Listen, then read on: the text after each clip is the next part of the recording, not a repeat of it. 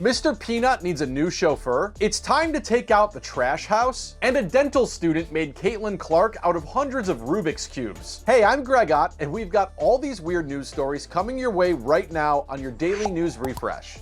Companies use all sorts of custom vehicles to market their stuff. Red Bull's got cars with a giant can of Red Bull on the back. The Wienermobile, of course, always lives up to its name. And for $1,000, the sparkling water sadists at Liquid Death used to have the Thirst Hearse deliver liquid death wherever you are in Los Angeles. Alas, and kind of appropriately, that link is dead now. And while the Thirst Hearse's spiritless spirit lives on in this $35 flasket, there's another skeuomorphic food conveyance that's actually looking for 3 brand new employees. And there it is. As the shape and texture suggests, that is the Planters Nutmobile. Yeah, the Nutmobile. It sounds like a Brazzers series, but at present, it's said to be touring the country with the legendary Mr. Peanut in tow. Mr. Peanut, of course, is Planters' 100-something-year-old peanut mascot. First envisioned as Mr. Peanut Planter from Virginia in this 1960 school contest from Planters, highlighted by the Smithsonian. And our fair peanut friend here has lived quite the life, including his bizarre Super Bowl death and rebirth from a few years back, after the Nutmobile careened off a cliff and he sacrificed his life to spare 2 commercial actors. Here he is meeting Jimmy Carter in 1976, inspecting peanuts at his peanut plant in 1999, and running the San Francisco Marathon in 2012. As noted on this beautifully 1990s Peanut Pals website, licensed and maintained by the Associated Collectors of Planters Peanut and Mr. Peanut memorabilia, our Peanut Pals appearance has had quite the evolution over the decades. It seems, for instance, that sometimes he can see through his monocle and sometimes he can't. Perhaps a result of his service during World War II,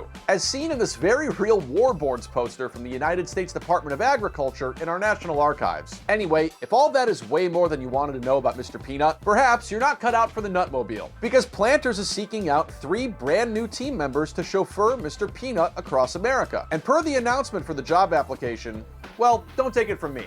Take it from the man himself. Applications are now being accepted to join Mr. Peanut, thank you, and celebrate with fans across the streets of America in the iconic Nutmobile.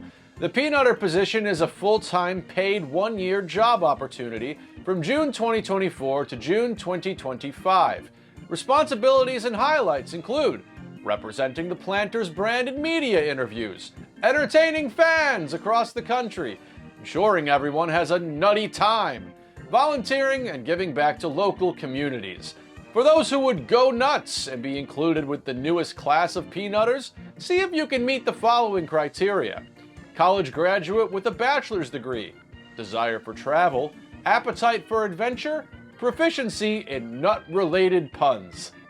A resume, cover letter, and short video must be submitted by April 14, 2024. Please don't eat me. If you want to cart that guy around the US for the next year and talk to a bunch of Peanut fans, go to hormelfoods.com/peanutter-audition. Your country is counting on you. I'd now like to introduce you to the trash house. But before we dive into the deep end of this heap of old newspapers and cigarette cartons, why not subscribe to @TheNewsRefresh here on YouTube to get more of our trash each and every day? Thanks. So yeah, Los Angeles Trash House might sound like the setting of that new reality show game on Steam, but unlike reality TV, this is real. For ages, in the Fairfax neighborhood of Los Angeles, piles upon piles of trash have been accumulating on this property here. And it's not just a front and backyard's worth of cans, bottles, detergent containers, at least one umbrella, at least one mattress, and bags. You can spot the trash in the entryway to the place and even covering up this sweet ride. Here are some locals who aren't terribly enthused. It's been accumulating slowly. My take on it is it's kind of disgusting compared to everything else in the area. And sometimes when I pass by, especially like after the rain, you can see some of it like seep into the street. And as far as I know, nothing seems to be getting done about it.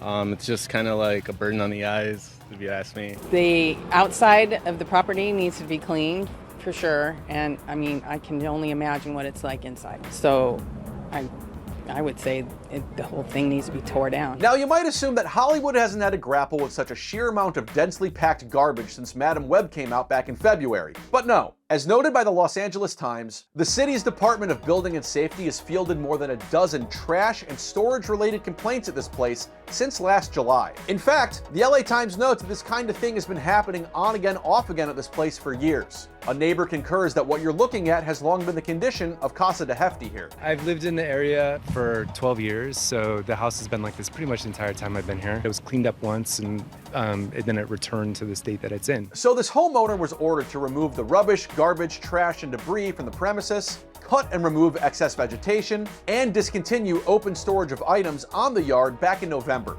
But in the solemn words of William Shatner, it hasn't happened yet. Well, on Wednesday, LA Mayor Karen Bass declared the property a public health emergency. And since then, the city has worked to remove, as of press time, 7 tons of trash from the place. Now, local news reports the same person has owned this property for about 30 years. And this neighbor, who didn't want to be identified, is familiar with the homeowner. It's an eyesore, but it's a sweet man. I feel bad for somebody who is a sweet person, but obviously has mental health issues. As crews continue to work to turn the trash house into something more of a, well, house, the LA Times reports that a producer from the TV show Hoarders tried talking to the homeowner's neighbors about getting the owner of the trash house onto the show. I don't know about you, but that's about the most LA thing I've ever heard.